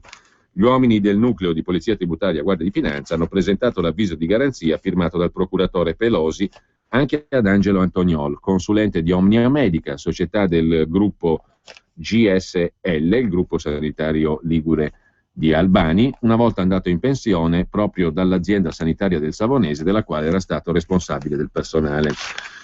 Infine, sempre dal quotidiano genovese, gli affari nell'eolico legavano Scajola a Matacena attraverso la moglie di Matacena, Chiara Rizzo, e poi ancora dal quotidiano genovese il commento di Giorgio Carozzi sull'Authority, un'altra che finisce l'elenco degli enti inutili, una nuova montagna di carta e chi sta per affogare la riforma dei porti, che in realtà pochi vogliono. Più conveniente continuare a farsi gli affari propri, scrive Carozzi. Sta per nascere l'autorità dei trasporti, l'ente di regolazione che controllerà anche le 23 autorità portuali italiane che a loro volta dovrebbero vigilare sullo sviluppo e la crescita dei porti.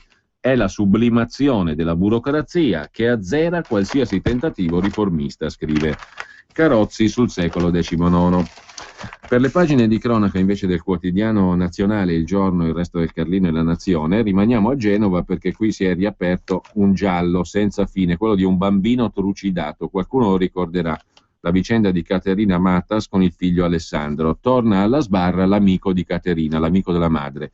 La Cassazione ha annullato la sentenza che assolveva l'uomo. La Corte di Cassazione ha annullato la sentenza d'appello con cui era stato assolto Giovanni Antonio Rasero dall'imputazione di omicidio per la morte del piccolo Alessandro Matas. Il bimbo, 8 mesi, morì ammazzato di botte in una squallida camera di un residence di Nervi, Genova, Il 15-16 marzo 2010 i medici trovarono sul corpicino i segni di un morso e bruciature di sigaretta. Quella notte Alessandro l'aveva passata su un divano. Nella stanza, incuranti di lui, c'erano la madre Caterina e il suo compagno Giovan Antonio Rasero, broker marittimo, che sniffavano cocaina. Entrambi arrestati iniziarono ad accusarsi a vicenda. Il PM che indagò sul caso credette alla donna. Lei raccontò di essere uscita dal residence per procurarsi altra cocaina e di aver trovato al suo ritorno il bimbo morto. Una videocamera confermò, le testimonianze di pusher genovesi confermarono, sull'impronta di morso sul piede del bambino c'era il DNA di Rasero. L'ex compagno di Caterina e padre del bambino Bruno Indovino scrisse agli avvocati di Rasero: ero con Caterina una sera a casa mia a Rapallo, lei era fuori di testa, ha fatto la matta col bambino, ho dovuto chiamare i carabinieri. A Rasero viene contestato di aver maltrattato il piccolo una settimana prima dell'omicidio, quando amici lo videro mettergli la testa sotto l'acqua e sentirono alcuni colpi contro il muro. Fatto sta che l'ex broker venne rinviato a giudizio per omicidio. In primo grado condanna a 26 anni. Rinviò gli atti alla procura per sollecitare ulteriori indagini su Caterina. In corte d'assise d'appello sentenza ribaltata. Il PM Airoldi chiede l'ergastolo, Rasero viene assolto perché estraneo al fatto. Ora la Cassazione dice che bisogna riaprire il tutto. Ma lasciamo il quotidiano nazionale, andiamo a Libero. Renzi prepara il condono, è il titolo d'apertura. Il Premier non cambia verso, arriva il disegno di legge, sanzioni ridotte, non punibilità per far emergere le somme evase. Si può accettare solo se è un primo passo per voltar pagina sul fisco. Intanto, per prepensionare gli statali aumentano il bollo auto del 12%. Il commento di Maurizio Belpietro: per far quadrare i conti, il governo del cambiamento si prepara a far quello che hanno fatto tutti i governi dagli anni 60 in poi. Ritoccherà le accise di sigarette e benzina, come Libero aveva anticipato, erano previsti dalle clausole di salvaguardia, nel caso in cui i famosi 80 euro in busta paga non fossero coperti finanziariamente, ma c'è in serbo anche un condono fiscale per le somme evase. A rivelarlo ieri il Sole 24 Ore, che in un articolo dedicato alle nuove regole sull'emersione dei capitali e sui rimpatri destinati alle imprese dà notizia di sconti e benefici per i capitali non dichiarati al fisco. Il perdono non basta, scrive il direttore di Libero Belpietro, ora smettiamola di torturare gli onesti. Il condono può essere accettato solo se poi arriva una svolta. Stop alle minacce del fisco e meno tasse. Paolo, ho trovato l'asilo.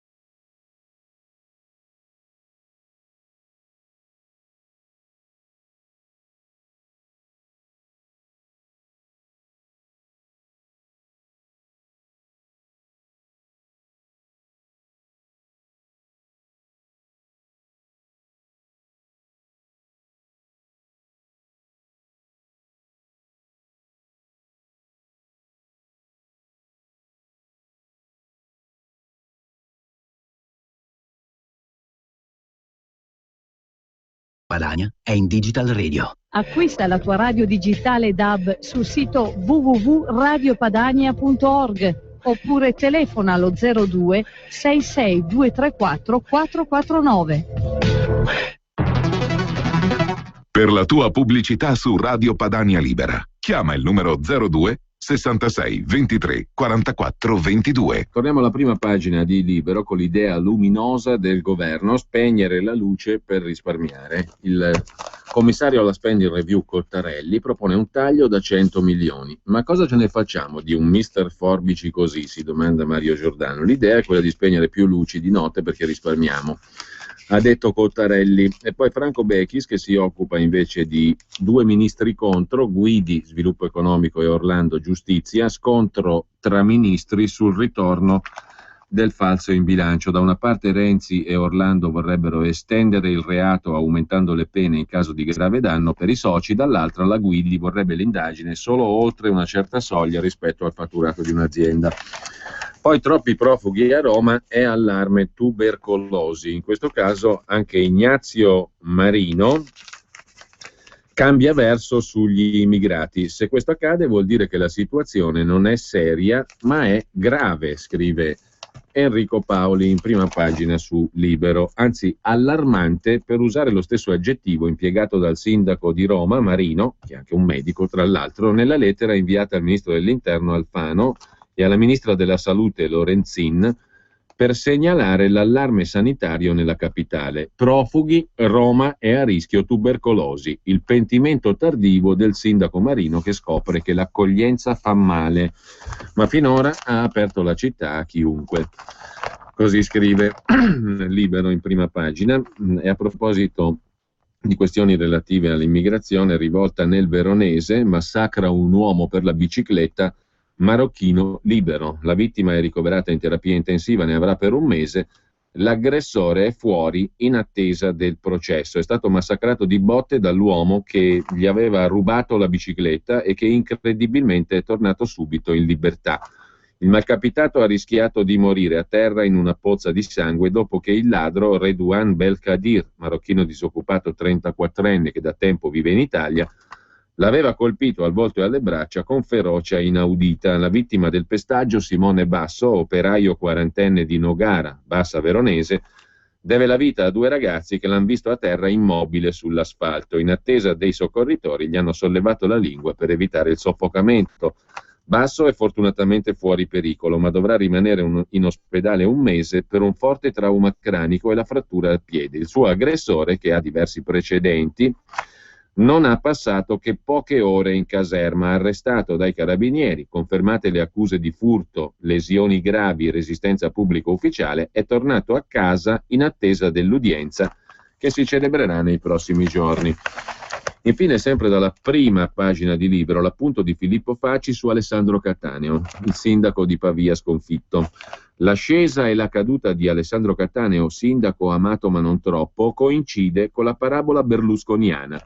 Cattaneo può anche incolpare il partito, scrive Filippo Facci, ma si tratta dello stesso partito che aveva inventato lui. Dopodiché un filo di autocritica. Non guasterebbe, anzitutto se davvero fosse stato così amato l'avrebbero rieletto e basta. C'è da chiedersi quanto poi possa aver giovato una certa ambiguità tentennante. Cattaneo fu noto come leader dei formattatori di centrodestra a imitazione dei rottamatori di Renzi. La differenza è che a parità di obiettivo, svecchiare la classe dirigente, lui mollò quasi subito e lasciò sola Giorgia Meloni a invocare le primarie. Ora le invoca Fitto. Cattaneo ci spieghi perché non è più d'accordo e magari ci chiarisca quella parentesi poco gloriosa quando Cattaneo andò a Roma da Mario Monti a discutere una candidatura in Scelta Civica, salvo apprendere che sarebbe stata incompatibile col ruolo di sindaco. Il resto coincide con ciò che Cattaneo ha fatto per tutta la sua vita politica, aspettare di essere scelto e cooptato. Il problema è che Berlusconi ha scelto e cooptato Giovanni Toti.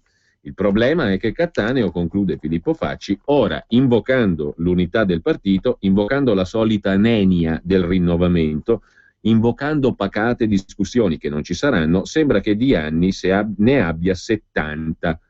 Forza, la vita politica è lunga, conclude Facci.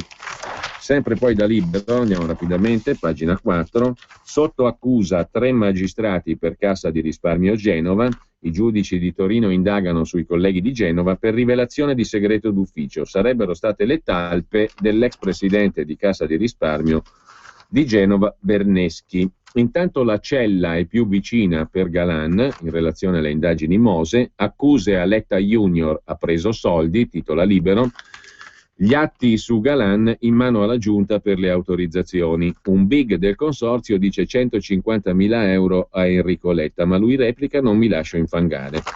Mentre sulle norme antiriciclaggio Banca d'Italia boccia i gendarmi dello IOR, della Banca Vaticana. Tensioni fra Italia e Vaticano sui controlli. L'ambasciatore greco dice alla Curia siete sotto gli standard. Ma sulla questione del Mose si sofferma anche il Sole 24 Ore sull'inchiesta di Venezia con ben 3 articoli. Sullo scandalo Mose, la Corte dei Conti e la delibera anonima sul Mose. Perché anonima? Perché nell'atto sull'avanzamento dell'opera ci sono le sezioni, ma mancano i nomi dei magistrati che l'hanno firmata. Tra i rilievi avanzati dalla Corte dei Conti, il principale riguarda il raddoppio dei costi. Siamo al 2008. La Procura della Corte dei Conti punta il faro su quel che disse a proposito del Mose nel 2008, una deliberazione del 23 ottobre della sezione centrale del controllo gestione amministrazioni dello Stato sullo stato di avanzamento del Mose.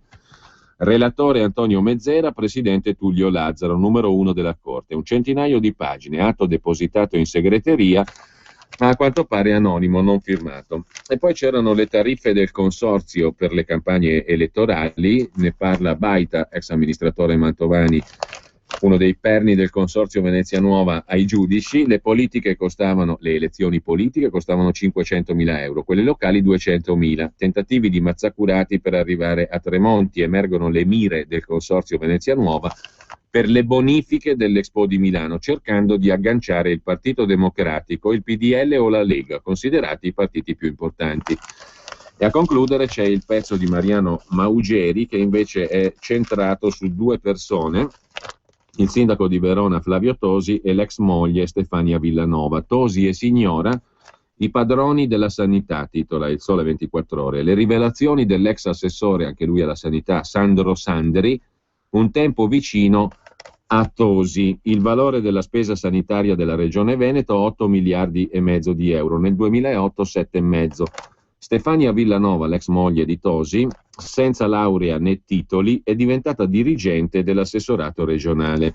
L'ingegnere elettronico veronese Sandro Sandri, una volta tosiano di ferro, ex presidente di Veneto Innovazione e per 2 anni assessore alla sanità, si prende una pausa di riflessione prima di rispondere alla seguente domanda. Da chi è stato nominato l'attuale assessore alla sanità del Veneto, il geometra Luca Coletto da Isola della Scala, provincia di Verona, ex assessore provinciale catapultato sulla poltrona più bollente della regione?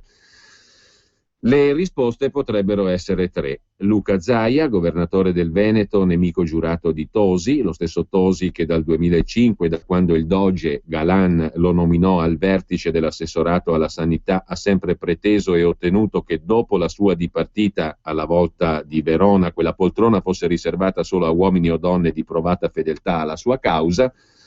Infine Stefania Villanova, compagna di Tosi, capo della segreteria organizzativa prima del marito e di tutti i suoi successori, Francesca Martini, divenuta poi deputato, Sandro Sandri e infine Luca Coletto. Dopo qualche secondo Sandri scoppia in una risata, scrive Mariano Maugeri. Bella domanda, dice. L'ex assessore tosiano aveva anche qualche pregio in più, sapeva far di conto Sandro Sandri. E quando legge nel bilancio regionale il valore della spesa sanitaria, nel 2008 7 miliardi e mezzo, scatta. Qui bisogna fare economia, senza aspettare un secondo. Sandri monta sull'auto blu e macina 110.000 chilometri all'anno, spesso in compagnia della Villanova, che con i predecessori di Sandri non disdegnava di chiedere uno strappo agli autisti delle auto in livrea, racconta Sandri. Viaggiare con me era un conto, l'auto è attribuita all'assessore per impegni istituzionali. Stefania non sempre lo ascolta e del resto può permetterselo. È lei la cerimoniera che introduce Sandri nel Sancta Sanctorum della sanità veneta. Lei che convoca i direttori generali di USL e i presidenti. Lei che organizza meeting, riunioni e vertici. Sandri, che alla scadenza della legislatura non fu più riconfermato dalla coppia Tosi-Villanova, sorride. Spesso era facile nutrire qualche dubbio su chi fosse l'assessore tra noi due, dice ancora Sandri. È un modo elegante di dirlo, scrive Mariano Maugeri sul 24 Ore, ma a vigilare su quella montagna di miliardi dal 2005 in poi c'è sempre stata la compagna di Tosi, che più avanti molla il marito, ma non è mai stata sfiorata dal desiderio di allontanarsi da uno dei 4 assessori regionali alla sanità, in qualche caso perfino opzionandoli, visto il legame di amicizia che la unisce alla moglie dell'attuale assessore Coletto. Uno dei risultati dello strapotere tosiano sulla sanità regionale l'ha tracciato una relazione della Corte dei Conti di qualche anno fa. Scrivono i magistrati nella relazione del gennaio 2011 che la rete ospedaliera di Verona è ridondante rispetto al panorama regionale e nazionale. L'effetto di un'offerta eccessiva di posti letto lo si riscontra nel tasso di ospedalizzazione e nei costi assistenziali. Affermazione vera a metà, scrive Maugeri, perché lo strangolamento dei conti provocato dalle rate sempre più alte del project financing ha costretto anche i veronesi a qualche limatura, nulla di più. Del resto a Venezia c'è sempre Stefania, l'assessoressa, a tutelare le buone ragioni dei veronesi con annessi e connessi, prima di tutto la poderosa macchina di consenso elettorale. La spregiudicatezza e l'empatia sono qualità innate dell'ex consorte del sindaco di Verona. Come sia arrivata a quell'incarico è cosa nota, senza concorso, senza laurea, passa con una miracolosa delibera di giunta cucita su misura da un contratto di 6° livello da 30.000 euro all'anno a uno di dirigente pro tempore che ne vale il triplo. Franco Bonfante, consigliere regionale PD, reo di aver fatto notare con tutta la delicatezza del caso quanto fosse inopportuno un ruolo ottenuto in forza di legami familiari, si becca una delle 70 querele, molte a spese del municipio di Verona, sventagliate contro chiunque osasse criticare la coppia regale. Ognuno cerca di arginare il potere della signora Tosi come può. Galan piazza dietro la scrivania di segretario generale alla sanità Giancarlo Ruscitti, ingaggiato poi da Mazza Curati, consorzio Venezia Nuova, come sponsor per convincere il sindaco PD di Padova Zanonato a sostenere la costruzione del nuovo ospedale di Padova. Zaia lo rimpiazza, lo sostituisce, lo manda via. Arriva Domenico Mantoan, ex medico militare, ex direttore generale dell'USL di Tiene. 10 anni di potere ininterrotto, ma ora l'ex signora Tosi sente le avvisaglie del crepuscolo, scrive il Sole 24 Ore. L'anno prossimo si vota per eleggere il nuovo governatore e consiglio regionale. Nel dubbio, alla luce dell'avanzata del PD, ha presentato domanda all'USL di Tiene, il suo paese natale, per un posto di assistente amministrativo alla direzione generale. I candidati sono 11 e l'assessoressa, prima della selezione finale per titoli, risulta in coda alla graduatoria. I sindacati di base fremono e la buttano sulla massima evangelica. Vuoi vedere che gli ultimi saranno i primi? Così il Sole 24 Ore. Tornando invece a Libero, c'è da segnalare ancora in primo piano la trovata della Madia, prepensionare gli statali e aumentare il bollo auto. Arriva una nuova stangata per finanziare 85.000 esuberi. Poi fra 4 anni si tornerà ad assumere come prima, scrive il quotidiano diretto da Maurizio Belpietro. E infine, sempre da Libero, nuovo record targato Merkel, vola l'export di armi tedesche. Tra i clienti migliori Algeria e Arabia Saudita. La Germania è terza al mondo nel settore della vendita di armi, con affari per 5,8 miliardi nel solo 2013. La cancelliera e Confindustria sono felici. I socialisti vogliono mettere dei paletti. Infine è da segnalare su Libero il commento di Carlo Panella sull'Iraq che non c'è più, trionfa il jihad, l'esercito scappa, 500.000 di profughi in fuga. Dopo Mosul cade Tikrit, sequestrati 80 turchi, la Turchia minaccia l'intervento. E dalla pagina di cronaca, letti di Borchie anti-Barboni, se lo fa la Rossa Vicenza va bene. L'amministrazione Variati, dove sedeva anche Alessandra Moretti, nome di spicco del PD a livello nazionale, sta valutando il sistema contro i Barboni adottato a Londra. Una serie di Borchie anti-Barboni. Nessuno si indigna perché qui c'è il PD e non Gentilini. borchie di metallo installate sotto i portici e davanti alle case per evitare che i barboni vi passino la notte sdraiati e bivacchino fino all'alba. L'amministrazione comunale di Vicenza, targata PD, dice che si può fare. Al momento non c'è alcun progetto o ordinanza, ma quanto pubblicato su Twitter pochi giorni fa da un ragazzo londinese che aveva fotografato a Londra spuntoni arrotondati posizionati all'ingresso di un palazzo ha spinto l'assessore alla sicurezza di Vicenza Rotondi ad affermare che il sistema potrebbe funzionare anche in Italia. Vediamo adesso rapidamente anche la prima pagina del Fatto Quotidiano, intanto con l'articolo di Marco Travaglio, emulsione o Costituzione. Emulsione è una parola usata in un articolo di Repubblica per sottolineare che tra Renzi e Napolitano, scriveva appunto Repubblica, c'è una singolare emulsione di sintonie e di affinità. Tenetevi forte, scrive Travaglio, perché c'è da sbellicarsi. Secondo la Costituzione della Repubblica, quella vera del 48, il Presidente della Repubblica è eletto per 7 anni, articolo 85. Non riapriamo la vecchia questione se i padri costituenti, quelli veri del 48, scrive Travaglio, intendessero che poteva essere rieletto per 7 anni, totale 14. Non lo scrissero, ma non lo esclusero. Una cosa è certa, secondo la Costituzione, quella vera del 48, Napolitano è stato rieletto il 20 aprile 2013 a 88 anni per 7 anni, cioè fino al 20 aprile 2020, quando ne avrà 95, punto. Salvo, si capisce, gravi impedimenti o cause di forza maggiore che non si augurano a nessuno. Ora leggiamo l'ultimo monito di Napolitano ai David di Donatello.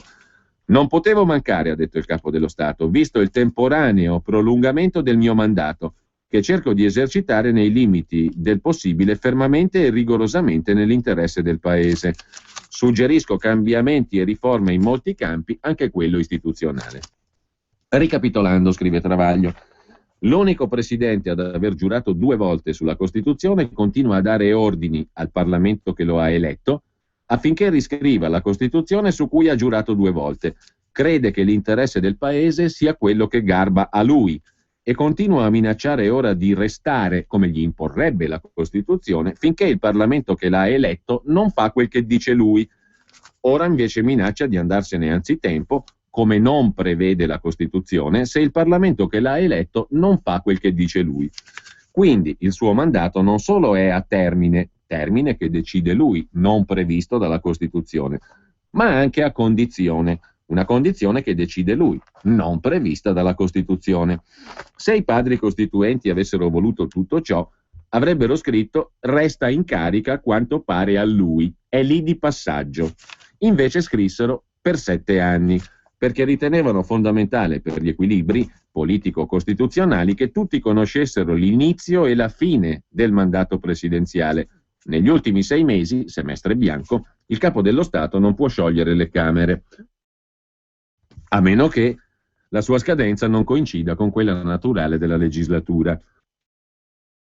Quindi niente elezioni anticipate. Perciò l'ennesimo annuncio del mandato a tempo di Napolitano diventa una bomba a orologeria che destabilizza un quadro politico già instabile, visto che difficilmente questo Parlamento delegittimato dal malaffare, dalla sentenza della consulta sul Porcellum, dall'arrivo di Renzi e dalle elezioni europee, terminerà i suoi giorni nel 2016.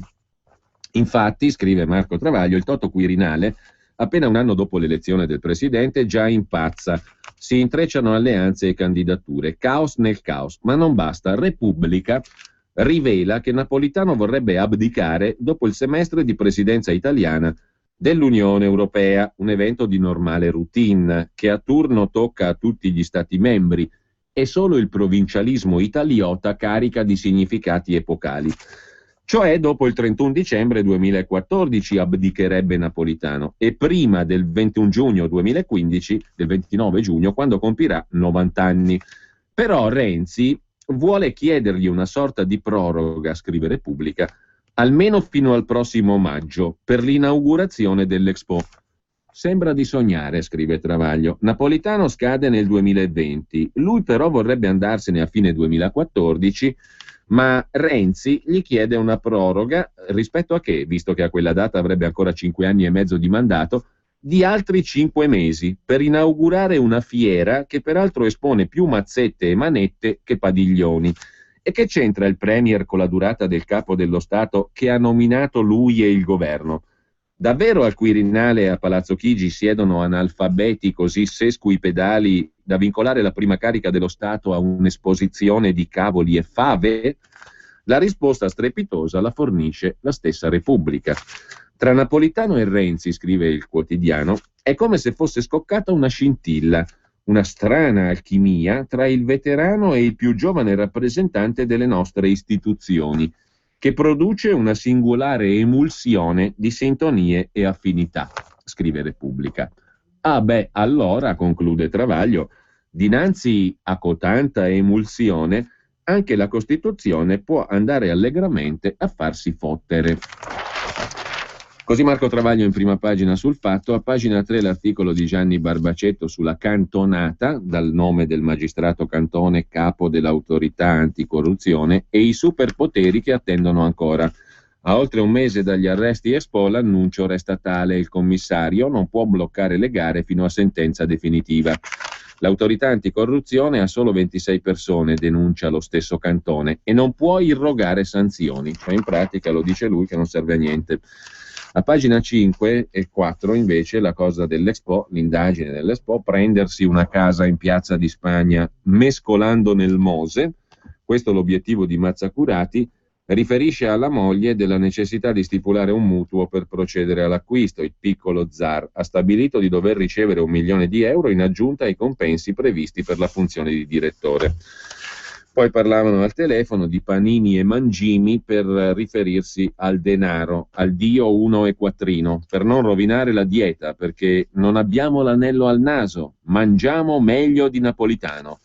Nicola dice che non era cattivo il pesce, Savioli dice che la sua era una battuta, si è mangiato bene. Adesso tornano di moda anche le escort, c'è di tutto e di più. C'è anche Five, che è il soprannome fantasioso di Erasmo V, l'imprenditore che sarebbe amico dell'ex ministro Matteoli. Il Five che inventò la Seconda Repubblica, scrive Marco Palombi. E sempre dal Fatto, Renzi balla da solo, qui andiamo agli equilibri di governo, Del Rio è già in declino, secondo il Fatto Quotidiano. Il Premier è ancora senza staff e non ha firmato la nomina dei collaboratori del suo sottosegretario alla presidenza Del Rio. La struttura amministrativa si muove in autonomia, cresce il potere di Luca Lotti, altro sottosegretario, in attesa della cabina di regia, che è una cosa che non porta bene ai governi. Intanto in Rai scioperano 3 su 4 e i canali vanno in tilt, senza annunciare nulla agli spettatori, saltano le dirette perché le maestranze protestano. Mercoledì di sciopero in Rai, ore 15, una manciata di minuti. A Rai 3 è prevista una diretta da Montecitorio. Il telespettatore è ignaro ma anche curioso. Scena prima, donna nuda avvinghiata a uomo nudo, ansima e lo stringe. Forse interferenza, capita. Scena seconda, scrive Carlo Tecce, la donna e l'uomo, ancora nudi, rotolano verso il pavimento. Evidente, non c'era il collegamento con la Camera dei Deputati. La mobilitazione contro il prelievo da 150 milioni e la svendita di Rai Way fa rumore e provoca figuracce involontarie. Infine, sempre dal Fatto Quotidiano, aumento di capitale Monte Paschi Siena, i piccoli azionisti travolti dal caos, racconta Camilla Conti. Per il terzo giorno il titolo impazzisce e crolla del 20%, colpa della procedura seguita da Monte Paschi per trovare 5 miliardi. Chi ha le vecchie azioni rischia di perdere tutto. Per documentarsi, pagina 11 del Fatto Quotidiano. Di trappola contro i giudici parla invece l'Unità in prima pagina, la responsabilità civile dei magistrati, ma Renzi promette al Senato cambierà, poi la vignetta di Staino, ma in Italia, babbo, abbiamo un numero di poliziotti onesti sufficienti ad arrestare tutti quelli corrotti? E a pagina 13 dell'Unità invece, arrivati 8.000 profughi, Milano non ce la fa più. Sono giunti nel capoluogo lombardo da gennaio, la maggior parte siriani, Milano solo una tappa per raggiungere l'altra Europa. Ma è la giunta Pisapia a dire che Milano non ce la fa più, mentre il presidente della Lombardia Maroni è stato sentito dai PM per la scorta a Marco Biagi. Potete scommettere che non se ne verrà a capo di nulla, assolutamente neanche stavolta, come la prima volta. Dissi a Scajola dei miei timori. Certo che parlai con Scajola dei miei timori per Marco Biagi, non solo io ma tanti altri, è tutto a verbale. Mi sembra incredibile che non si fece nulla, ha detto il presidente della Lombardia Maroni, che dopo l'ex ministro Frattini, anche lui sentito, punta il dito contro l'ex collega di governo e alleato Scajola. Lo fa per la prima volta davanti agli inquirenti che ieri a Bologna hanno ascoltato Maroni per oltre 3 ore come persona informata sui fatti dopo la riapertura dell'inchiesta sulla mancata scorta a Marco Biagi, ucciso dalle BR il 19 marzo del 2002. All'epoca Maroni era ministro del welfare con cui Biagi collaborava. Anche a lui Biagi si era rivolto per ottenere la protezione cancellata a ottobre 2011, senza la quale si trovò a essere bersaglio dei nuovi brigatisti. Dopo la prima inchiesta, conclusa con archiviazione, oggi si cerca di ricostruire se, come e quando i diversi allarmi su possibili obiettivi del terrorismo arrivarono all'attenzione dei massimi responsabili della sicurezza. Cosa rispose Scajola alle preoccupazioni espresse da Maroni? L'ho messo a verbale, replica il governatore lombardo. Ai cronisti, tempo fa Maroni ha rivendicato di aver scritto a Scajola per sollecitare la scorta a Biagi. Anni fa Sacconi, ex ministro, aveva raccontato di una lettera di Maroni al Viminale, che però sarebbe stata pronta solo il 20, troppo tardi, il giorno dopo l'omicidio. Un punto da chiarire. Ai cronisti Maroni parla di un'altra lettera di allerta speditagli da Frattini, che si occupava dei servizi segreti, ma soltanto il 18 marzo, il giorno prima dell'omicidio. La risposta era pronta l'indomani quando Biagi venne ucciso, ha detto Maroni, cioè un altro allarme tardivo. Maroni non aveva smentito Scajola quando costui, dopo l'omicidio Biagi, aveva sostenuto di non essere stato informato dai rischi corsi dal professore.